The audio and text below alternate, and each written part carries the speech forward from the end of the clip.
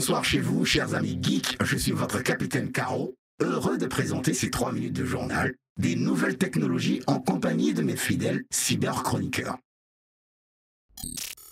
Comment sera la voiture de demain? C'est la réponse à cette question que Huawei et un constructeur français s'apprêtent à nous donner dans cet élément.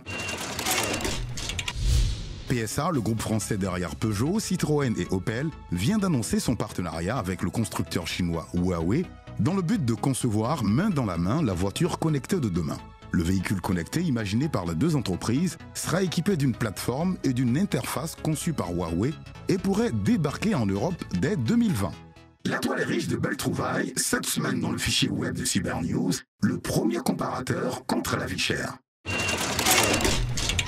N'achetez plus de produits au hasard à Abidjan. Eh bien, avant d'aller en magasin pour vos emplettes, faites un tour sur la toile. Le site i.conso.club, premier comparateur de prix made in Côte d'Ivoire, est la solution technologique contre la cherté de la vie. Cette solution, toute trouvée, vous permettra de vous faire une idée du prix d'un produit dans chaque commune et chaque grande surface.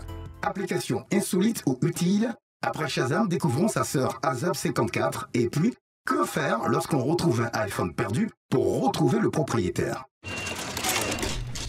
Notre smartphone est sans conteste l'objet que l'on utilise le plus. Il est notre compagnon dans les moments d'attente, notre outil pour les recherches rapides et le moyen de rester en contact avec nos proches. Les stores en ligne pullulent d'applications, plus efficaces les unes que les autres et tout aussi indispensables.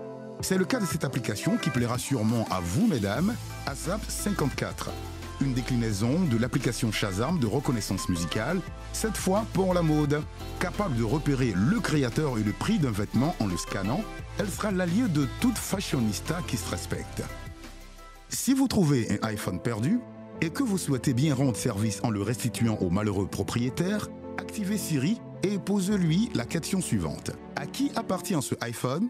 Le téléphone affichera les informations et les coordonnées du propriétaire de l'iPhone en question.